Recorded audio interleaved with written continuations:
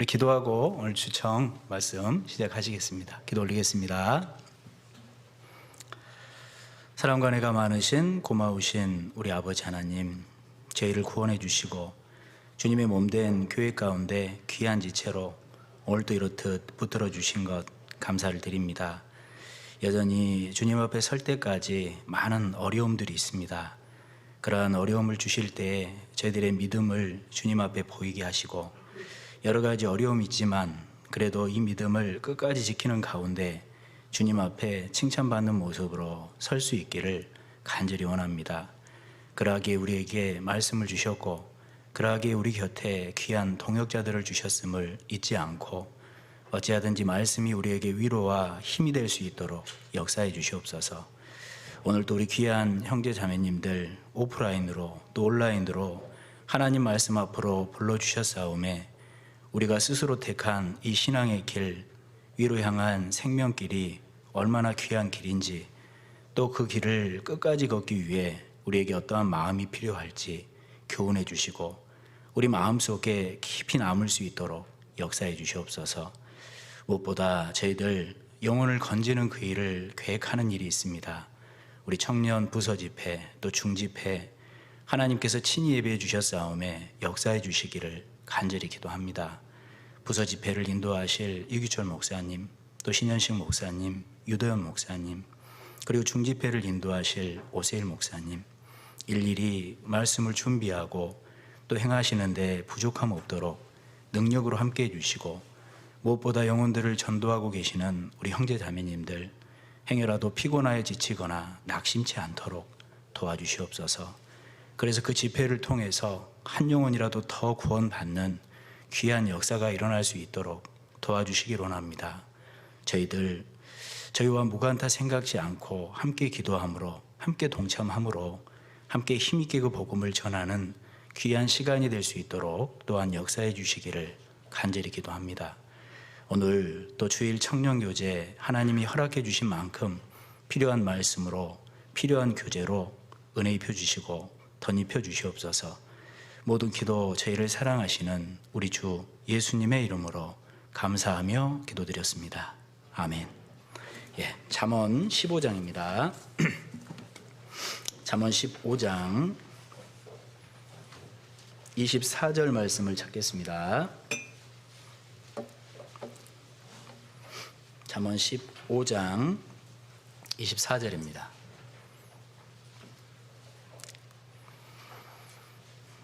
우리 한 절 말씀이니까 찾으셨으면 천천히 함께 읽도록 하겠습니다. 지혜로운 자는 위로 향한 생명길로 말미암음으로 그 아래 있는 음부를 떠나게 되느니라. 네, 우리 방금 함께 읽은 잠언 15장 24절 말씀은 실제로 우리가 잠언의 개관을 살펴보면요, 10장 1절부터 22장 16절까지가 제2 솔로몬의 잠언이다라고 얘기를 합니다. 그러니까 375개의 말씀으로 구성된 그러한 말씀이거든요.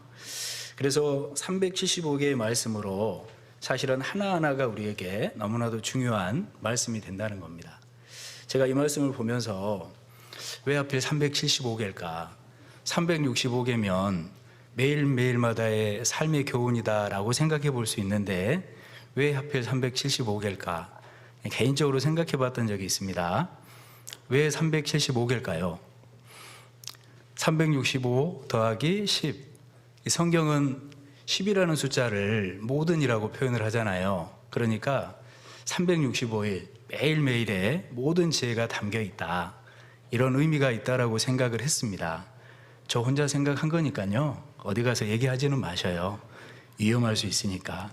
어쨌든 하나님은 모든 것 가운데 지혜로서 역사하시는구나, 이런 생각이 들었습니다. 그 중에 한 절인 말씀이 15장 24절 말씀입니다. 지혜로운 자는 생명길로 말미암아 그 아래에 있는 음부를 떠나게 되느니라.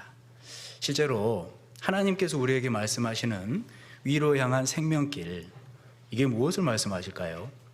위로 향한 생명길이라는 것은 첫 번째로 예수님께서 우리를 위해서 죽으심으로 열어주신 귀한 길인 겁니다. 두 번째로 그 길은 어떤 길일까요?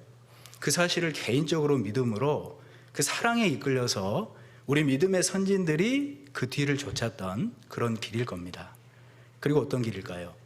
우리 곁에 계시는 형제 자매님들과 함께 나도 끝까지 걸어야 되는 그러한 길이다, 이렇게 얘기할 수 있을 겁니다. 사실 그 길은 주님 뵐 때까지 어려운 길일 겁니다. 그 길은 녹록지 않은 길이 분명하죠. 많은 고난이 있을 겁니다.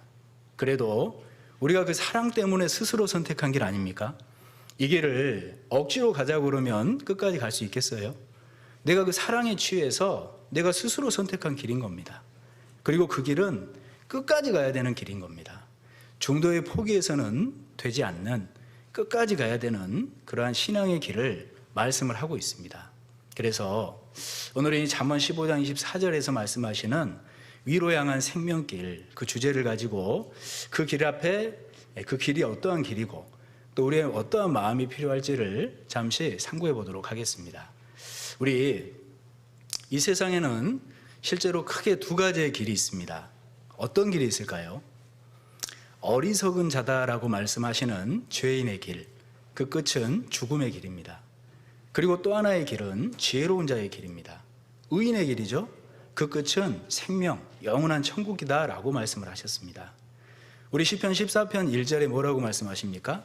어리석은 자는 마음에 뭐라고 얘기를 하냐? 하나님이 없다. 왜요?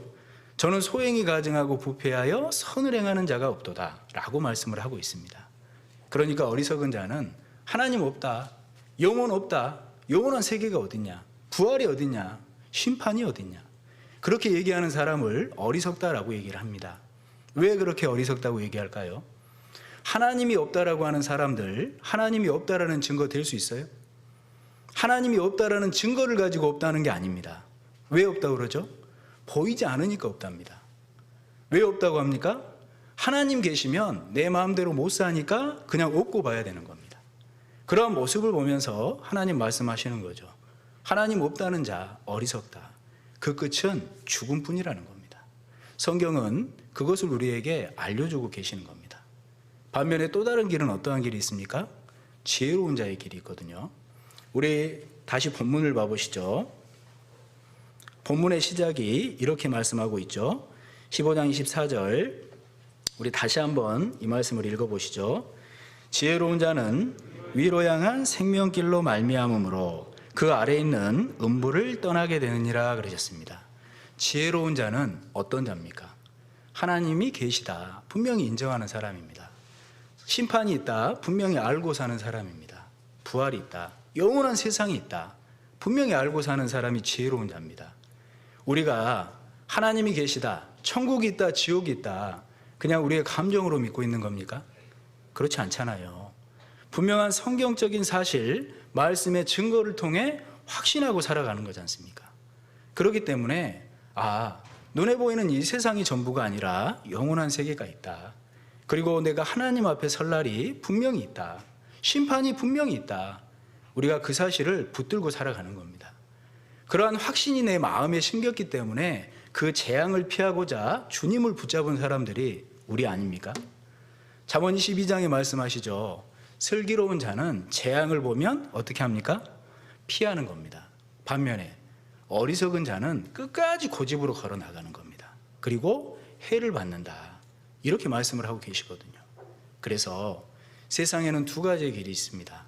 죽음까지 끝까지 걸어가는 하나님이 어리석다 말씀하시는 그 죄인의 길, 또 하나의 길은요, 성경 말씀을 통해서 하나님이 살아계심을 알고 하나님이 우리에게 말씀하시는 분명한 뜻을 받아들임으로써 생명의 길을 쫓는 그 의인의 길이 있다. 하나님은 지혜롭다 말씀하십니다. 그래서 어찌하든지 여기 계시는 모든 분들은 그 지혜로운 길, 의인의 길을 걸어가고 있는 분들이라고 믿습니다. 맞습니까? 힘이 없으시면 안 되는데요. 맞으시죠? 그러면 그 의인의 길, 위로 향한 생명길이라는 게 무엇인지 사실은 잠언 2장 20절 말씀에 자세하게 소개하고 계십니다. 한번 가보시죠. 잠언 2장 20절입니다. 잠언 2장 20절.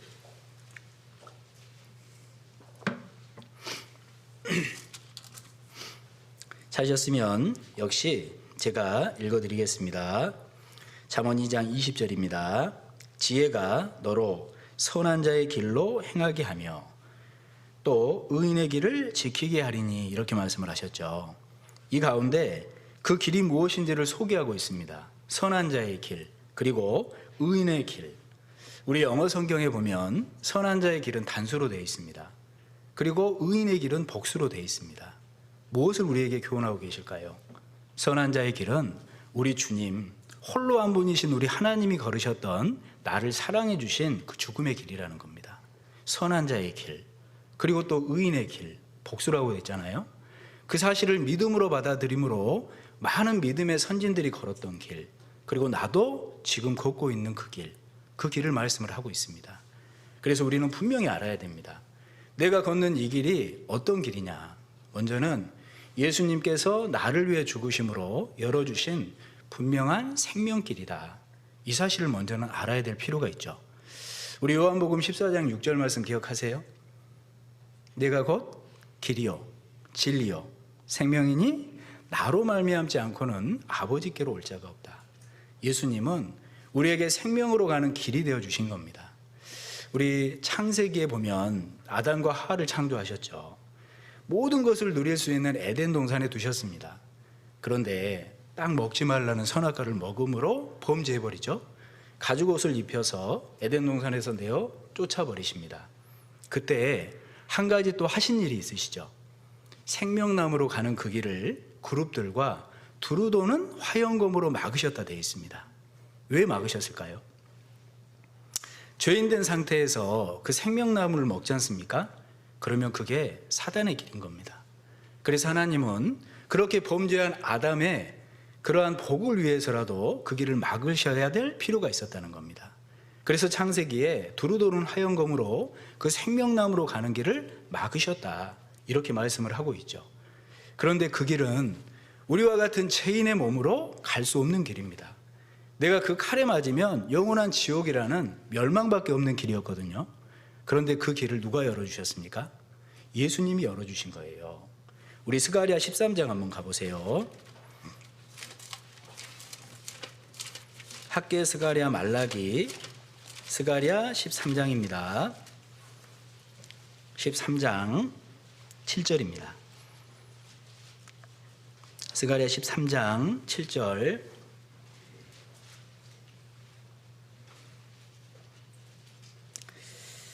구약 페이지로 1324페이지입니다. 찾으셨으면 스가랴 13장 7절 말씀을 함께 읽겠습니다. 만군의 여호와가 말하노라. 카라 깨어서 내 목자 내 짝된 자를 치라. 목자를 치면 양이 흩어지려니와 작은 자들 위에는 내가 내 손을 들이우리라 그러셨습니다. 그 막았던 검을 나 대신 맞아주신 분이 예수님이라는 거거든요. 뭐라고 말씀하셨습니까? 카라 깨어서 내 목자 내 짝된 자를 치라. 예수님을 말씀하십니다. 그 예수님께서 나 때문에 대신 그 칼을 맞아주심으로 그 칼을 치워주신 겁니다. 그 이후로 그 길은 열리게 된 겁니다. 뭐라고 말씀하셨습니까? 예수님이 죽은 이후에 제자들은 뿔뿔이 흩어졌죠. 하지만 예수님의 그 복음이 선포된 이후로 다시 거듭난 무리들은 생기기 시작했습니다. 그리고 그 거듭난 무리와 주님은 함께 하신다 약속하신 말씀입니다. 그 길을 누가 열어주셨다고요? 우리 예수님이 그 칼에 맞아주심으로 열어주셨다, 이렇게 말씀을 하고 있습니다. 그래서 우리는 분명히 얘기할 수 있습니다. 위로 향한 생명길, 그 길은 누가 열어주셨냐? 우리 예수님이 열어주셨다. 그래서 성경을 읽다 보면 예수님에 대한 표현이 여러 가지로 표현이 되죠. 방주도 예수님의 예표입니다. 그렇죠? 아가서에 나오는 사과나무도 예수님의 예표입니다. 그리고 사닥다리도 예수님의 예표입니다. 사실 하나님께로 가는 그 길을, 그 통로는 사닥다리를 통해서 올라가거든요. 우리 야곱 한번 생각해 보세요. 에서를 피해서 외삼촌 집으로 도망할 때 한 곳에서 돌베개에 취하고 잠이 든 적이 있었잖아요. 꿈에 하늘이 열리고 사닥다리가 내려온 겁니다. 연결이 된 거죠. 그리고 천사들이 그 사닥다리 위로 오르락 내리락 하는 꿈을 꾼 겁니다. 그 사닥다리가 예수님이라는 거 아세요? 너무 과하게 해석하시네. 아니에요. 성경이 그 사닥다리가 예수님이다라고 설명을 하고 있습니다. 요한복음 1장 한번 가보시죠. 요한복음 1장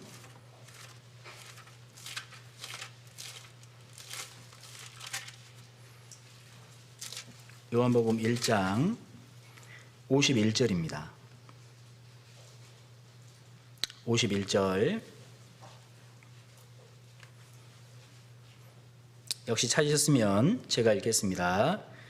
또 가라사대 진실로 진실로 너희에게 이르노니 하늘이 열리고 하나님의 사자들이 인자 위에 오르락내리락 하는 것을 보리라 하시니라 그러셨습니다. 창세기에는 사닥다리라고 되어 있는데 본문 요한복음 1장 51절엔 뭐라고 되어 있습니까? 인자 위에. 그 사닥다리는 예수님을 말씀을 하시는 겁니다. 생각해 보십시오. 사닥다리는 낮은 곳에서 높은 곳을 연결하는 곳이에요. 맞지 않습니까? 그 높은 곳으로 올라가기 위해선 사닥다리를 밟고 올라가야 되는 겁니다. 우리의 구원과 정확히 일치하지 않나요? 우리와 같은 죄인된 낮은 몸이 하나님의 영광에 이룰 수 있는 방법이 예수님 외에 또 있어요? 유일한 통로는 사닥다리 대신 우리 예수님이신 겁니다. 그 예수님이 열어주신 길을 우리는 걷고 올라가는 거예요. 어떻게 올라갑니까? 밟고 올라가지 않습니까? 그래서 우리는 예수님을 생각할 때 죄송한 마음도 들고 한편 감사한 마음도 드는 겁니다. 하나님께로 가는 그 길은 다른 게 없다니까요. 사닥다리신 예수님을 밟고 올라가는 길밖에 없다니까요. 그러니까 한편으로는 죄송한 겁니다. 하지만 감사한 겁니다. 그게 바로 우리 예수님이신 거예요. 예수님을 통해서 그 길을 열어주셨다. 성경은 계속 반복해서 알려주고 계시는 겁니다. 그러니까 우리는 어떤 고백이 됩니까? 그렇구나. 예수님이 나를 위해 열어주셨던, 나를 위해 걸어주셨던 그 길은 사랑의 길이구나. 우리 로마서 5장 8절에 뭐라고 말씀하십니까? 우리가 아직 죄인 되었을 때 그리스도께서 우리를 대하여 죽으심으로 하나님께서 우리에게 대한 자기의 사랑을 뭐라고 얘기했죠? 확증하셨느니라. 그냥 추상적으로 우리를 사랑한다 이렇게 얘기하신 걸음이 아닙니다. 실제로 우리와 같은 육신을 입고 이 땅에 오셔서 나 대신 죽어주신 분이 우리 예수님이신 거예요. 말로만이 아니라 실제로 보여주신 겁니다. 그리고 나를 사랑한다 말씀하신 거거든요. 그러니까 그 사실을 믿는 우리는 예수님이 걸었던 그 길은 사랑의 길입니다. 고백할 수 있는 겁니다. 예수님이 나를 위해 걸어주셨던 그 길은 또 어떤 길입니까? 고난의 길이에요. 그 길은 순종의 길입니다. 히브리서 5장 8절과 9절 말씀에 분명히 말씀하시죠. 그가 아들이시라도 고난 가운데 순종함을 배워서 온전하게 되었은즉 자기를 순종하는 모든 자들에게 영원한 구원의 구원원이 되셨다. 실제로 그 길은 고난의 길이셨고 실제로 그 길을 순종해 주신 겁니다. 그 사실을 순종함으로 받아들인 나에게 구원을 주신 거잖아요. 그러니까 우리는 그 예수님의 길을 고난의 길이다, 정말로 순종하신 길이다, 그렇게 인정을 할 수밖에 없는 겁니다. 그리고 그 길의 끝은 영광이 있습니다. 우리 히브리서 2장은 한번 찾아보시죠. 우리는 사실 그 영광을 바라면서 사는 사람들이에요. 구원받은 그리스도인들이 그러한 기대가 있어야 된다는 겁니다. 히브리서 2장 9절. 히브리서 2장 9절입니다.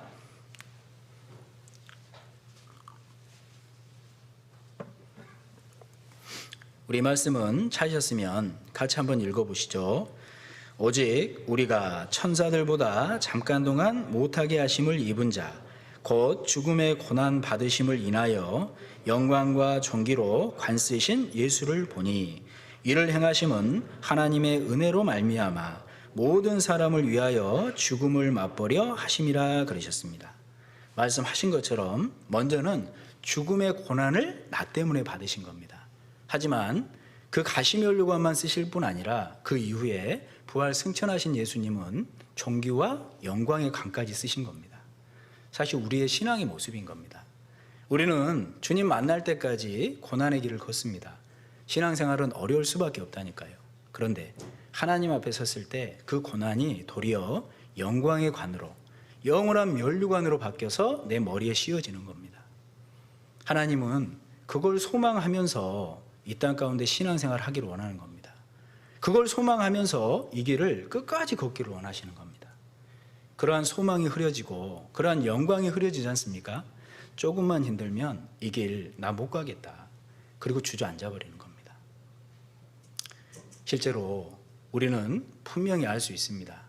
아, 나를 위해서 열어주신 그 생명의 길, 나에게 사닥다리가 되어주신 그 예수님, 나를 위해 걸어주신 사랑의 길, 고난의 길, 순종의 길, 그 길이 결국은 영광과 존귀의 길인 겁니다.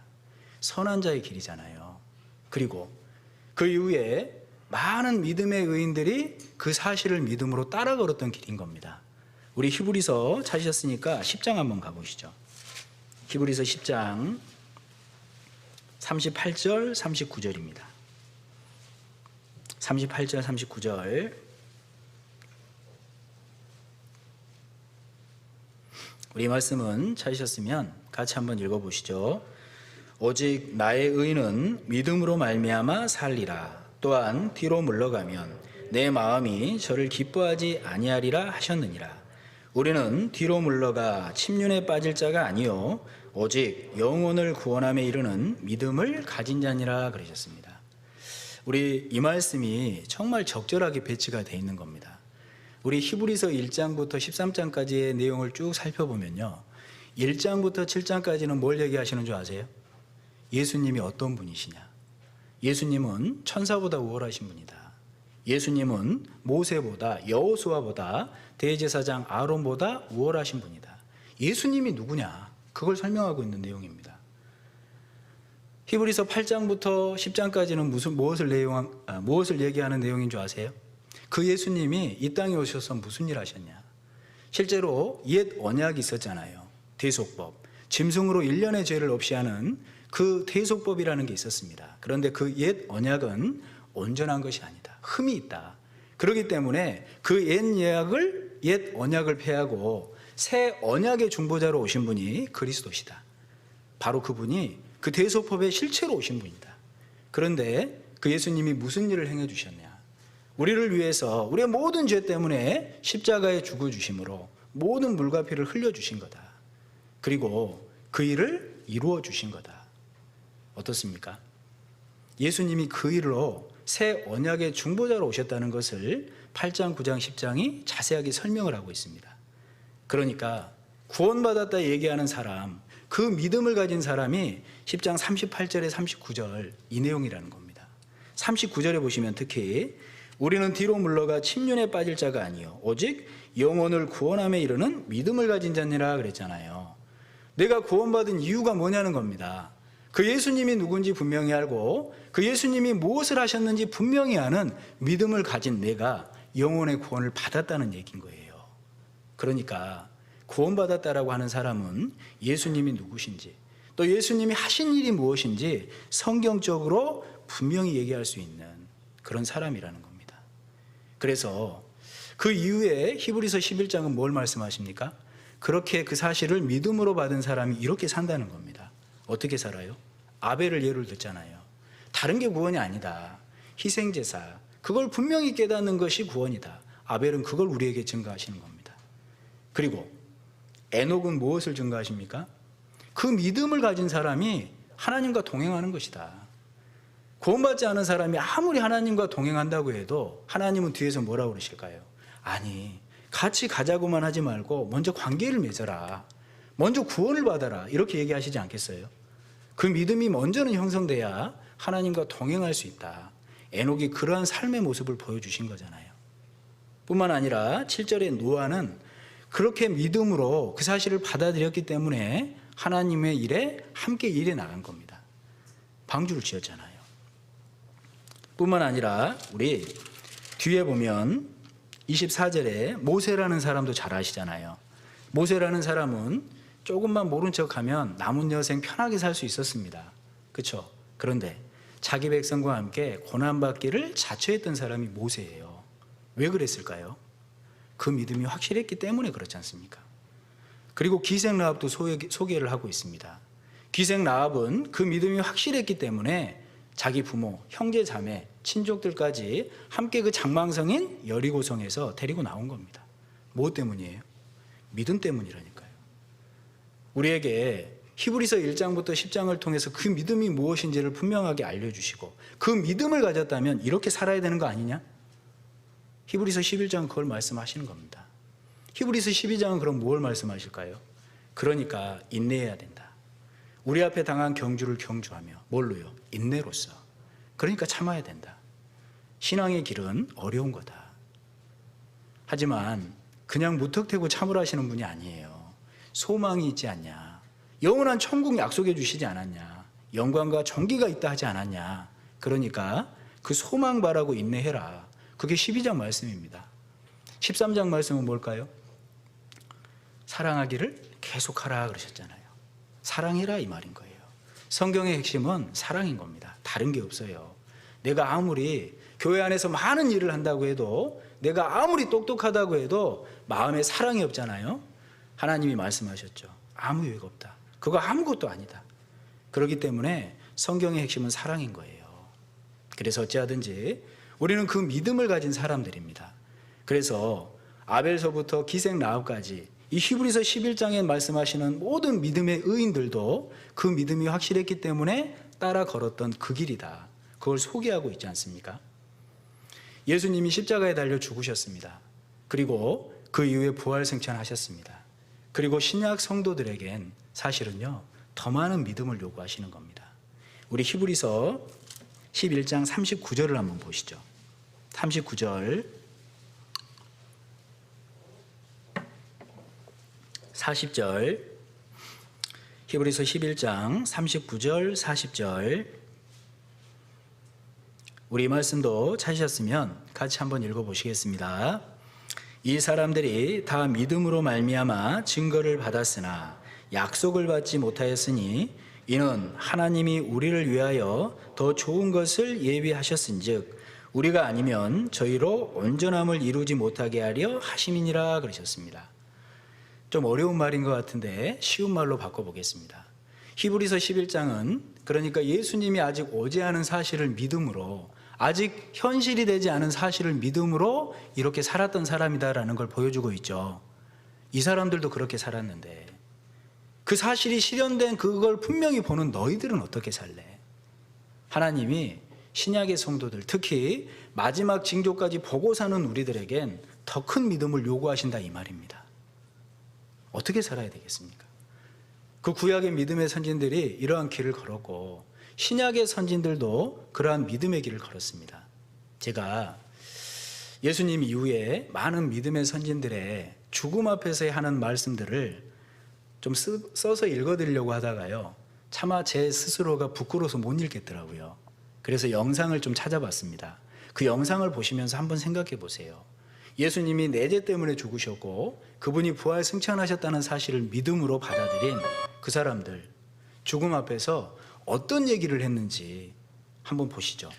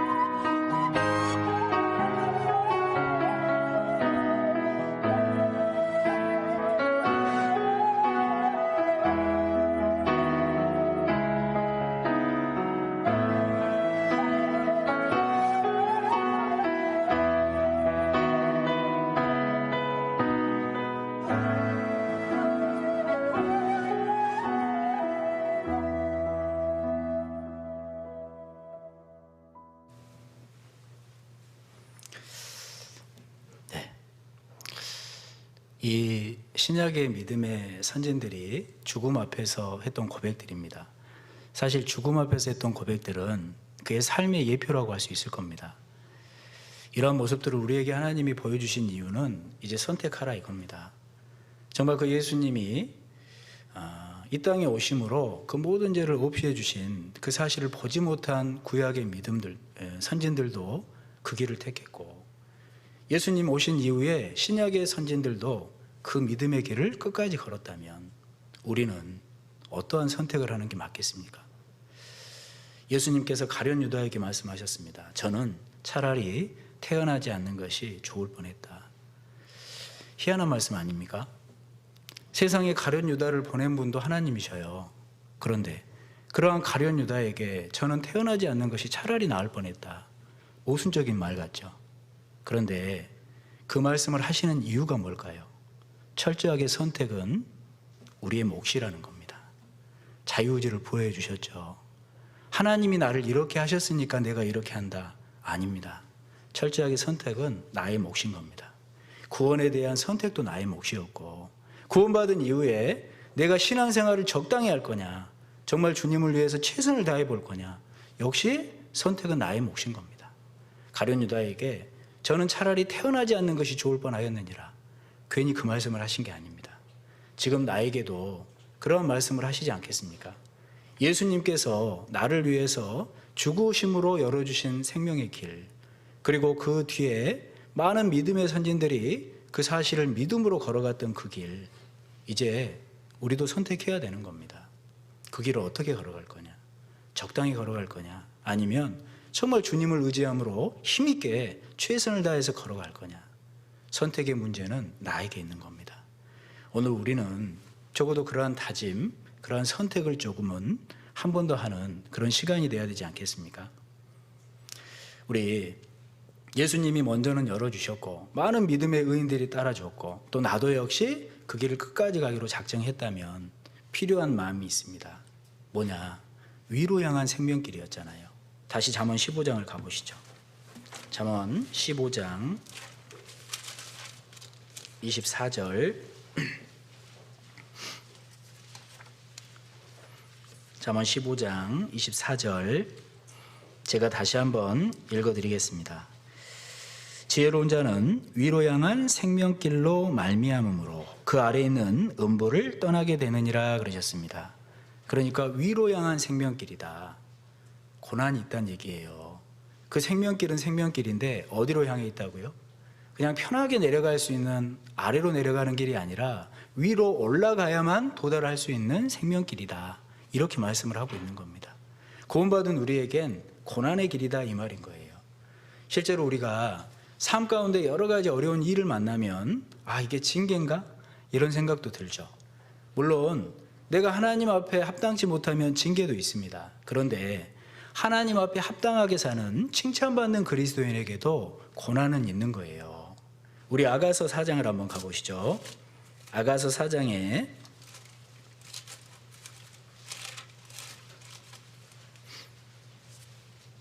아가서 4장 찾아놓으시고요.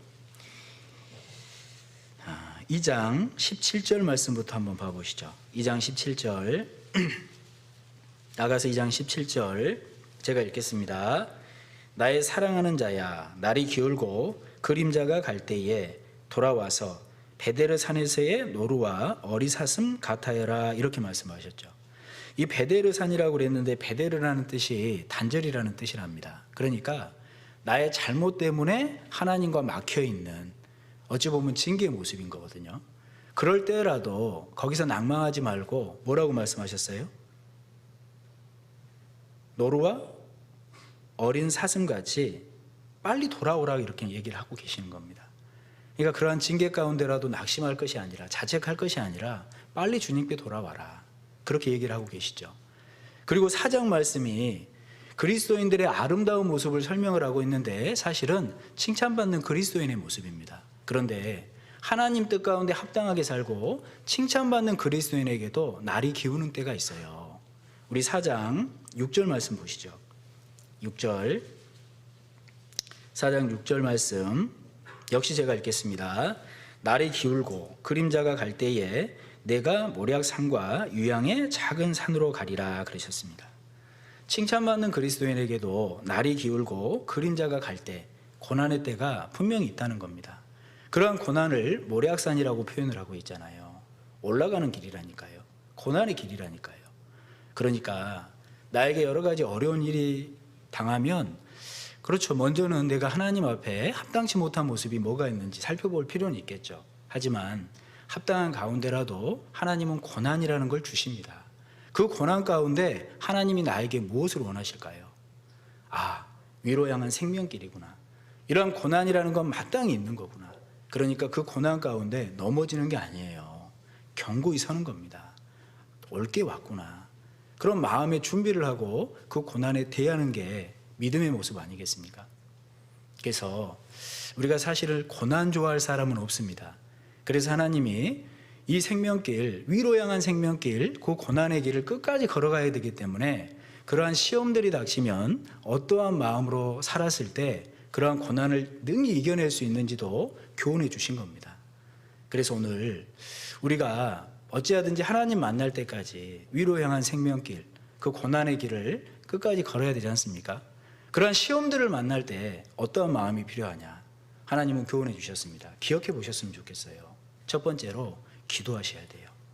우리 마태복음 26장에 겟세마네 동산에서 예수님의 기도를 생각해 보십시오. 제자들이 잠이 들었잖아요. 뭐라고 말씀하셨습니까? 왜 이렇게 육신이 약하냐고. 시험에 들지 않게 깨어 기도하라고 말씀하셨습니다. 그러니까 내가 여러 가지 어려움을 만나면요, 하나님께 기도해 보셔요. 그걸 습관화해 보십시오. 우리 마태복음 6장에도 마찬가지입니다. 주기도문에 뭐라고 말씀하셨습니까? 주기도문은 구원받은 그리스도인이 기도를 어떻게 해야 되는지를 알려주시는 말씀이에요. 근데 마지막에 시험에 들지 않게 기도하라 말씀하십니다. 다만 악에서 구하게 하라고 말씀하십니다. 그러니까 정말 그 시험에 들지 않도록 여러 가지 어려움을 만나면 하나님께서 기도해야만 거기서 건진받을 수 있다 말씀을 하시는 겁니다. 그러니까 어려운 일을 딱 만나면요, 그러한 고난, 환경, 사람 때문에 거기에만 시선 두지 마시고 하나님께 시선을 딱 돌리고 기도해 보셔요. 하나님, 저에게 이런 일 왜 허락하셨습니까? 혹시 제 삶 가운데 하나님께 합당한 거 있는 건 아닌지 알려주십시오. 제가 정말 그런 것이 있다면 버리겠습니다. 다만 어려운 고난이라면 훈련이라 생각할 수 있도록 제 마음도 단련시켜 주십시오.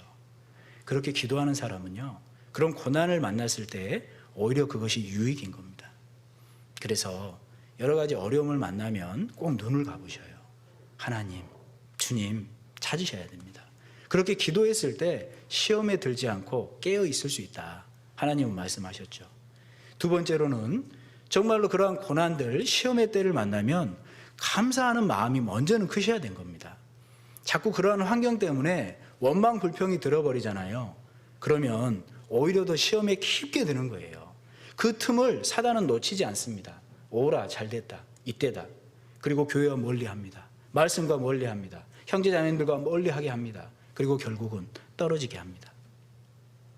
그래서 우리는 정말 그러한 어려운 때에 고난을 만나거든 감사할 일을 더 찾아보려고 하셔야 돼요. 우리 시편 22편 한번 가보시겠어요? 시편 22편에 이렇게 말씀을 하고 있습니다. 시편 22편 제가 1절부터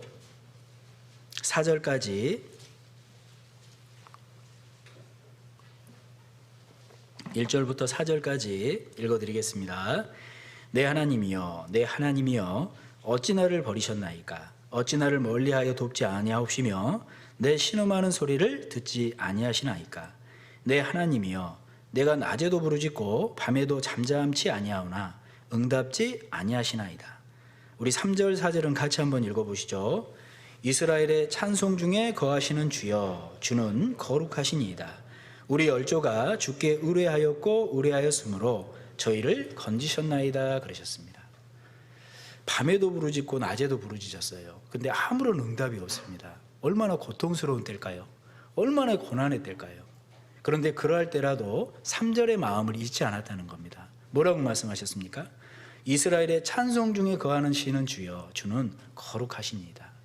먼저는 하나님이 함께 하심을 그러한 어려움 가운데도 잊지 않았다는 거예요. 그리고 그러한 어려운 시간 가운데 오히려 찬송했다는 겁니다. 뭐를요? 감사할 일을 찾아서 감사를 드린 겁니다. 이스라엘의 찬송 중에 거하시는 주여, 주는 거룩하시니이다. 하나님이 어떤 분이시냐, 그리고 그 하나님에 대해서도 말씀을 통해 계속 알아갔던 거예요. 그렇기 때문에 의뢰하고 의뢰할 수밖에 없었습니다. 아무런 응답이 없었지만 그래도 끝까지 의뢰했다는 겁니다. 하나님은 보십니다. 그리고 뭐라고 얘기하실까요? 건지신다. 4절에 분명히 말씀하셨잖아요. 그래서 내가 어려움을 만나거든 자꾸 감사할 걸 생각하세요. 그 어려운 환경만 쳐다보지 마시고 원망 불평하지 마시고 그래도 이 가운데 감사할 것이 무엇이냐, 그렇게 생각하고 사는 사람은 하나님이 함께 하십니다. 그리고 그 시험의 때가 끝나면 분명히 건지십니다. 약속이잖아요. 그리고 세 번째로 우리가 정말 그러한 고난을 잘 이겨내기 위해선 마음을 낮추셔야 됩니다. 하나님이 말씀하셨잖아요. 하나님은 거만한 자를 비웃으신다 되어 있습니다. 반면에 겸손한 자에게 은혜를 베푸신다. 잠언 3장 34절 말씀이거든요. 우리 마음속에 정말 그런 낮은 마음, 겸손한 마음 필요하지 않겠습니까? 그러한 마음으로 살았을 때 결국은 어려움도 이겨낼 수 있는 겁니다. 나의 연약함을 겸손한 사람이 인정하는 거거든요. 그러한 연약한 사람이 하나님을 의지하는 거거든요. 그렇게 살아가는 사람에게 하나님이 힘을 더하시는 거거든요. 괜히 하시는 말씀이 아닙니다. 겸손한 자에게 은혜를 베푸신다. 때가 되면 은혜를 주십니다. 때가 되면 힘을 주십니다. 결국 건지십니다. 그러니까 내가 어려운 일들을 만났을 때 겸손함, 마음이 낮아지는 것은 너무나도 중요한 겁니다. 그리고 우리가 위로 향한 생명길이라고 그랬잖아요. 그러니까 네 번째로 좀 예산을 넓게 좀 잡으셔요. 예산을. 우리 누가복음 14장 말씀 잘 기억하시잖아요. 망대 하나 세울 때도 예산 세우지 않냐고. 전쟁할 때 어떻게 해요? 쟤 보잖아요. 이길 수 있나? 어떻게 해야 되나? 화친해야 되나?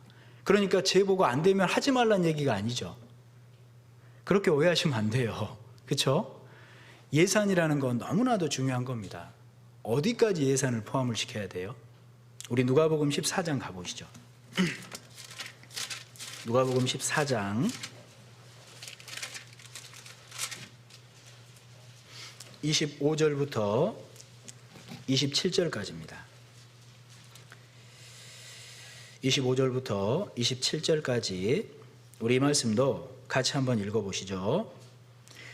허다한 무리가 함께 갈새 예수께서 돌이키사 이르시되 무릇 내게 오는 자가 자기 부모와 처자와 형제와 자매와 및 자기 목숨까지 미워하지 아니하면 능히 나의 제자가 되지 못하고 누구든지 자기 십자가를 지고 나를 좇지 않는 자도 능히 나의 제자가 되지 못하리라. 하나님께서 분명히 이렇게 말씀하셨습니다. 예산에 대해서 말씀을 하시면서 어디까지 예산을 쌓아야 되냐? 자기 목숨까지. 식구들을 넘어서 자기 목숨까지. 참 저도 이 말씀을 보면서 이걸 원고에 넣어야 되나 지워야 되나 참 고민이 많이 됐습니다. 나는 이렇게 살 수 있을까? 하지만 하나님께서요 분명히 그러한 믿음은 주시는 것 같아요. 정말 이러한 모습으로 살아보려고 애는 써보라고. 그래서 내가 정말 그 목숨까지 예산에 놓고 신앙생활 한다고 생각을 해보십시오. 내가 조그마한 어려움을 만나면 그러한 고난 앞에 신앙 포기하는 일 생기겠습니까? 내 목숨까지 예산에 포함해놨다면 우리는 이 길을 끝까지 갈 수 있을 거다. 주님이 말씀하시는 거지 않습니까? 그리고 정말로 이 위로 향한 생명길, 그 고난길을요 끝까지 걸어가시기 위해선 꼭 마음으로 무정을 하셔야 돼요. 뭐라고요? 위로 향한 생명길이라고 말씀하셨다고. 그 길은 고난의 길이라고. 마음의 갑옷을 딱 입는 겁니다. 그러니까 내 앞에 고난은 많을 거라고. 그렇게 딱 마음의 무장을 하고 신앙생활을 하려고 하면요 어려움이 어려움으로 안 느껴질 수도 있다는 겁니다. 우리 베드로전서 4장도 가볼까요? 베드로전서 4장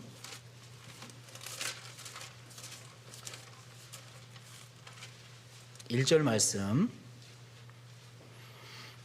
베드로전서 4장 1절입니다.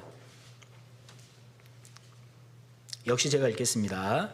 그리스도께서 이미 육체의 고난을 받으셨으니 너희도 같은 마음으로 갑옷을 삼으라. 이는 육체의 고난을 받은 자가 죄를 그쳤음이니 그랬지 않습니까? 뭐라고요? 그리스도께서 이미 육체의 고난을 받으셨으니 너희도 그 사실을 받아들인 너희도 그걸 믿는 너희도 마음으로 갑옷을 삼으랍니다. 뭘요? 그렇게 예수님이 고난 당하셨던 그 길, 그 사실을 통해 나에게 열어주셨던 그 길 쉽겠냐 이 말이에요. 어려운 길 아니겠냐. 그러니까 마음에 각오하고 따라와라. 갑옷으로 딱 무장하고 따라와라. 그 얘기하고 계시잖아요. 그래서 이러한 마음을 가지고 신앙생활을 하는 사람은요, 고난 가운데 오히려 경건하게 살아요. 고난 가운데 오히려 하나님을 더 배워가는 겁니다. 고난 가운데 오히려 죄를 그쳤다 그러잖아요. 우리에게 남은 삶, 어려움들은 많을 거라니까요. 그러니까 그러한 시험의 때를 만나면 적어도 이런 마음을 가지고 살 때 그러한 고난을 능히 이겨내지 않겠냐. 하나님은 말씀하신 겁니다. 우리에게 여러 가지 어려움 가운데 교훈이 되는 인물은 다윗입니다. 그 다윗도 삶 가운데 정말 많은 고통, 많은 어려움을 만났던 사람입니다. 우리 시편 13편에 이렇게 말씀하시거든요. 시편 13편 1절 말씀을 한번 보시죠. 1절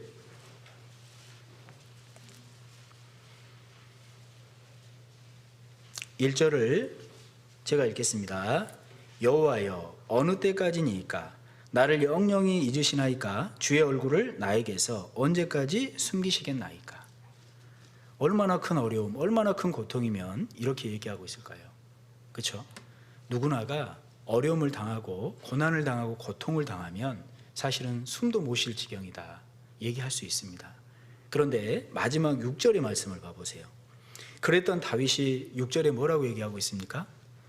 우리 이 말씀은 같이 한번 읽어보시죠. 내가 여호와를 찬송하리니 이는 나를 후대하심이로다 그랬습니다. 아니 아무런 응답도 없고 하나님이 얼굴도 안 보여주시는 것 같은 그러한 극한 고난에 있다고 고백을 하고 있는데 6절에는 완전히 180도 바뀌어 있잖아요. 내가 여호와를 찬송하리니 이는 나를 후대하심이로다. 분명히 깨달았던 겁니다. 아, 이렇게 여러 가지 어려움들이 있지만 하나님이 이러한 시간을 나에게 주신 이유가 뭐냐 깨달았기 때문에 결국 하나님이 나를 후히 대접하는 시간이다. 나의 믿음도 키워가는 시간이다. 그리고 이 시간 안에 하나님을 붙들었을 때 하나님 앞에 서면 영광도 주신다. 그러니까 그러한 어려움이 오히려 나를 후히 대접하는 시간이다. 이렇게 얘기하죠. 아무런 이유 없이 이런 고백으로 바뀐 게 아니에요. 5절 말씀 보시겠습니까? 5절 나는 오직 주의 인자하심을 의뢰하여 싸우니 내 마음은 주의 구원을 기뻐하리이다 그랬지 않습니까? 극한 고통 가운데 어려움 가운데 그래도 끝까지 주님을 의뢰했던 사람이 다윗입니다. 그 구원을 기뻐했던 사람이 다윗입니다. 그러니까 상황은 그대로일지라도 간증이 바뀔 수 있는 거예요. 처음에는 숨도 못 쉬겠습니다. 아유 하나님 얼굴도 안 보여주십니까? 그런데 마지막에 뭐라고 간증했다고요? 내가 여호와를 찬송하오리니 이는 나를 후대하심이로다. 우리의 삶 가운데 여러 가지 어려움이 산재해 있을 때 이러한 마음으로 하나님께 나가야 되지 않겠습니까? 그랬을 때 그 사람의 결국이 하나님을 찬송한다고, 오히려 그 시간을 주신 이유가 감사하다고, 하나님 앞에 서면 그것이 나에게 영광이라고 이렇게 분명히 고백할 수 있는 겁니다. 그래서 여전히 우리는 이 신앙의 길을, 위로 향한 생명길을 끝까지 걸어가야 됩니다. 그러니까 어려움이 많을 수밖에 없다고 했죠. 그러니까 하나님 앞에 서면 흔적이 남는 거예요. 어떤 흔적이 남을까요? 상처도 남겠죠. 아픔도 남겠죠. 사도 바울이 그렇게 고백하잖아요. 갈라디아서 6장을 한번 보시겠습니까? 갈라디아서 6장 17절입니다. 갈라디아서 6장 17절 우리 찾으셨으면 이 말씀은 같이 한번 읽어보시죠. 이후로는 누구든지 나를 괴롭게 말라. 내가 내 몸에 예수의 흔적을 가졌노라 그랬습니다. 이후로는 누구든지 나를 괴롭게 말라. 이 말씀이 무슨 말씀일까요? 사실 갈라디아 지역은 1차 선교여행 당시에 복음을 전했던 지역이지 않습니까? 그런데 그 지역이 시간이 지나서 사도 바울에 대한 사도권에 대해서 오해를 했습니다. 그리고 율법주의가 들어와 버렸잖아요. 그래서 그 복음이 흔들려 버린 겁니다. 그러니까 갈라디아서를 그래서 보내잖아요. 그러면서 말씀하시는 겁니다. 그 복음을 깨달은 너희들 더 이상 나를 괴롭게 하지 않았으면 좋겠다. 더 이상 그렇게 흔들리지 말아라. 믿음을 가졌다면 왜 그렇게 흔들리냐. 그러면서 하시는 말씀이에요. 내가 예수의 흔적을 가져노라. 그 많은 시간 가운데 복음을 전하면서 사도 바울에는 어떠한 흔적들이 남아 있었습니까? 예수님의 흔적입니다. 고통, 고난. 사실 우리 하나님 앞에 곧 설 거잖아요. 쭈루룩 서 있는데 나에게는 아무런 흔적이 없어요. 하나님은 보시면 다 하신다니까요. 나에겐 어떠한 복음을 위한 눈물의 흔적도 없어요. 닦아줄 눈물이 없다는 겁니다. 아무런 고통, 고난이 없어요. 예수님의 흔적을 찾아볼래도 찾아볼 수가 없어요. 그것은 위로 향한 생명길을 걸었다라는 게 아니잖아요. 위로 향한 생명길은 고난의 길이기 때문에 어려움이 있다니까요. 아픔이 있다니까요. 흔적이 있다니까요. 하나님은 그걸 분명히 보신다니까요. 그걸 보시고 위로해 주시는 겁니다. 그걸 보시고 안아주시는 거예요. 그걸 보시고 눈물 닦아주시는 거 아닙니까? 어떠세요? 정말 나는 하나님께서 열어주신, 정말 그 예수님을 통해 열어주신 생명의 길에 들어있는 사람이 맞아요? 정말 그걸 믿음으로 걸었던 그 의인의 길을 따라 걷는 그러한 신앙의 길을 걷는 사람 맞아요? 그 길은 위로 향한 생명길이라고 그랬는데 고난이 있는 길이 맞아요? 그리고 그것을 피하는 것이 아니라 아프지만 그래도 예수님의 흔적을 남는 그러한 신앙생활을 하고 계셔요. 하나님은 그걸 보실 겁니다. 그리고 그 앞에 섰을 때 수고했다, 고생했다, 눈물 닦아주시고 안아주실 겁니다. 우리가 주님 만났을 때 정말 그러한 안김 가운데 위로받고, 정말 주님, 제가 어려운 일들 많았지만 주님께서 함께해 주셨으니까 그래도 괜찮았다고 그렇게 품에 안겨서 좀 울어야 되지 않겠어요? 그것이 정말 감동 아닙니까? 우리 은혜 찬송 238장에 우리가 걷는 이 길이라는 찬송이 있잖아요. 한번 찾아보시겠습니까? 은혜 찬송 238장에 참 이 가사가 너무 좋더라고요. 제가 정말 마음은 불러드리고 싶은데 가사만 한번 읽어드리겠습니다. 우리가 걷는 이 길은 보기에 좁고 험하며 찾는 이 매우 적어서 외롭지만 이 길 끝에는 우리 주님이 계셔 우리를 그 품에 안아주시리. 세상 사람들 우리들을 보며 어리석다고 조롱하지만 이 길을 가는 자마다 영원히 주와 살리라. 좋지 않습니까? 찬송을 잘했으면 좋겠다라는 소원이 오늘 드네요. 예. 그래서 오늘 우리 잠언 15장 24절 말씀, 위로 향한 생명길 한번 암송해 보세요. 지혜로운 자는 위로 향한 생명길로 말미암아 그 아래에 있는 음부를 떠나게 되느니라. 분명한 약속의 말씀입니다.